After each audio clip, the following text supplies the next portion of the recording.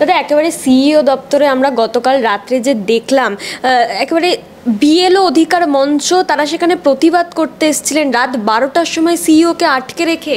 আচ্ছা, মানুষের অধিকার নিয়ে কে লড়বে? কুকুররা তো লড়বে না। মানুষের অধিকার নিয়ে যে লড়বে সে তাকে মানুষ হতে হবে।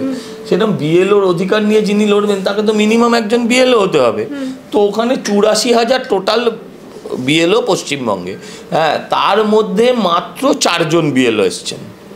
তাহলে তারা তাদের অধিকার নিয়ে কি লড়বে, এই প্রশ্নটাই আমি আগে প্রথম আপনাদের কাছে রাখতে চাই। এবং অনেকে বলছিল যে আমাদের সহকর্মী তাই এসছি, তারা কিন্তু বিএলও। কেউ বলছিল ভাইয়া, কেউ বলছিল সাইয়া, হ্যাঁ, সব হচ্ছে আমার বিএলও। হ্যাঁ, এইসব কথার কোনো যুক্তি নেই, এইসব কথার কোনো যুক্তি নেই। তারা হেনস্থা হচ্ছে নাকি মানুষের কাছে গিয়ে, তাই তারা। আপনি হেনস্থা করেছেন? তারা বলছে ঠিক আছে, হেনস্থার শিকার হওয়া 4টে বিএলও কেউ আনতে পারতেন। 4টে বিএলও যারা হেনস্থার শিকার হয়েছে তাদের আনতে পারতেন, তাহলে বুঝতাম যে হেনস্থা হয়েছে। এর জন্য সিইও কে রাত 12টা অবধি আটকে রাখার মানে কি? যারা আটকে রাখবে তাদের জিজ্ঞাসা করুন, আমায় কেন করছে? ভেবেছে ভয় পেয়ে যাবে, ভয় পেয়ে গিয়ে বলবে এসআইআর বন্ধ করিলাম। সেটা তো হতে পারে না। এবং আপনি এবং তমগ্ন ঘোষ সেখানে গিয়েছিলেন, সেই মুহূর্তে বলছে কি হুলিগান গুন্ডাদের নিয়ে এসছে, মাতাল। বেশ করেছি, নিয়ে গেছি। যদি গুন্ডা নিয়ে গিয়ে থাকি বেশ করেছি, হ্যাঁ, যদি গুন্ডা নিয়ে গিয়ে থাকি বেশ করেছি। আর কিছু প্রশ্ন আছে? এই সমাজবিরোধীদের সরকারকে মোকাবিলা করতে গেলে পুলিশ তো আপনাকে সহায়তা করবে না। তাহলে যদি গুন্ডা লাগবে, প্রয়োজন হবে, গুন্ডা দিয়েই আটকাতে হবে। কি করবে এই গুন্ডামি? যদি প্রথমত নিয়ে যায়নি, আর দ্বিতীয়ত যদি ওরা বলে তাহলে বেশ করেছি। এবং এই যে ডাটা এন্ট্রি অপারেটরের দাবি ছিল, তো দিল না কেন সরকার? তাহলে তো ওদের নবান্নে অভিযান করা উচিত ছিল। ডাটা এন্ট্রি অপারেটর দেওয়ার জন্য 3 মাস আগে ইলেকশন কমিশন চিঠি দিয়ে সরকারকে জানিয়ে দিয়েছিল যে ডাটা এন্ট্রি অপারেটর নিয়োগ করা হোক। দেয়নি। লক্ষ্মী ভাণ্ডার দিতে পারবে না ডাটা এন্ট্রি অপারেটর দিলে। তা তার দায়ে কি নির্বাচন কমিশনের? ওদের তো উচিত ছিল সরাসরি অভিযান করা, নবান্ন অভিযান করা। তারা চলে এসছে ইলেকশন দপ্তরে। আসল ব্যাপারটা তো আপনারা বোঝেন, ৮৪,০০০-এর কথা বলতে 4 জন এসছে। আর আমি বলছি আর ৮৩,৯০০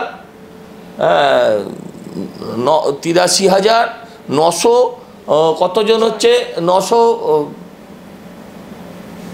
আপনার 94 জন, 96 জন লোক বাড়িতে ঘুমোচ্ছে। ৮৩,৯৯৬ জন বাড়িতে ঘুমোচ্ছে, 4 জন এসছে ওদের হয়ে আন্দোলন করে। এসআইআর প্রক্রিয়া তো আমরা দেখছি হচ্ছে কমপ্লিট। কাল পরশুর মধ্যে, কালকে বা পরশুর মধ্যে শেষ হয়ে যাবে। তো এটা বলবে আবার কোত্থেকে জানলো? মূর্খরা জানে না যে নির্বাচন কমিশন প্রত্যেকদিন তাদের তথ্য আপলোড করছে, কত % হলো না হলো, ডিটেলসটা দেখে নিন।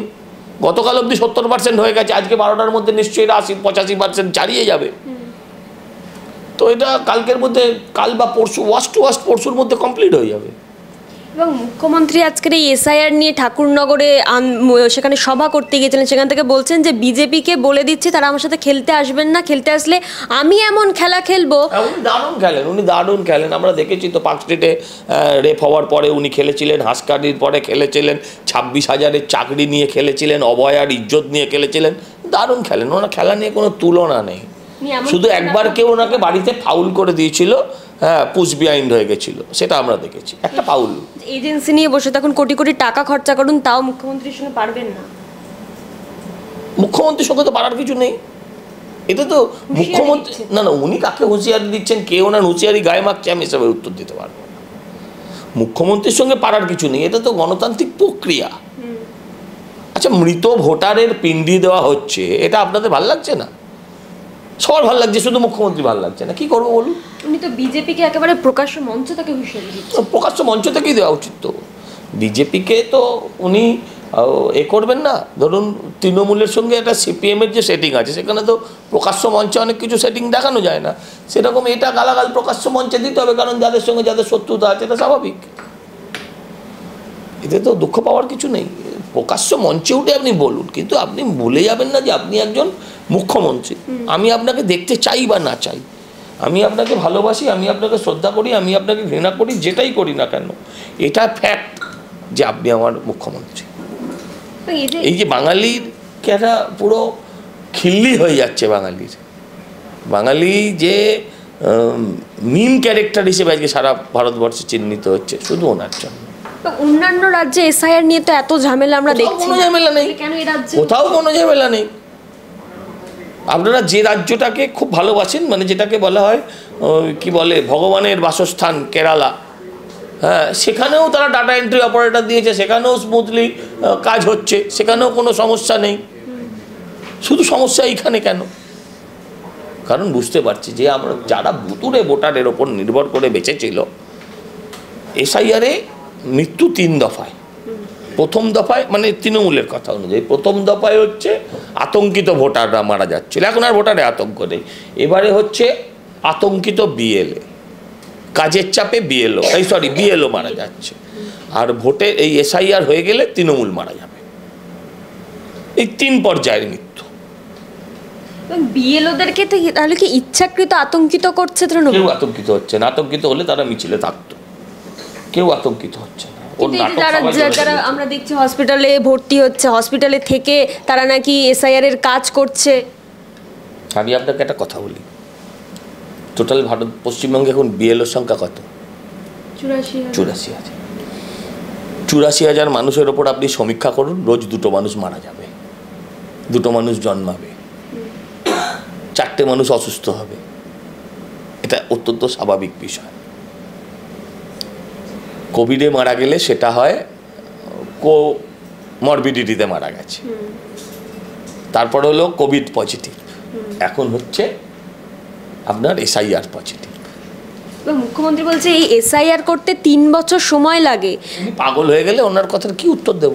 কোথায় 3 বছর সময় লেগেছে?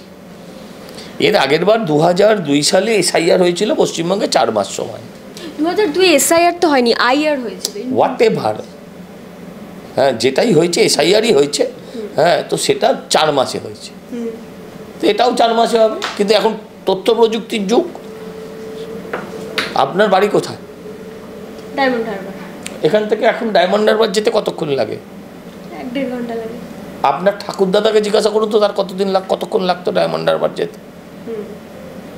আগে একটা চিঠি লিখলে মানুষ তার আগে পৌঁছে যেত, চিঠি পৌঁছতো না। এখন আপনি চিঠি এখানে টাইপ করা শেষ হলো, ওখানে পৌঁছে গেল। এই যুগে দাঁড়িয়ে, এই তথ্য প্রযুক্তির যুগে দাঁড়িয়ে 4 মাস তো যথেষ্ট টাইম।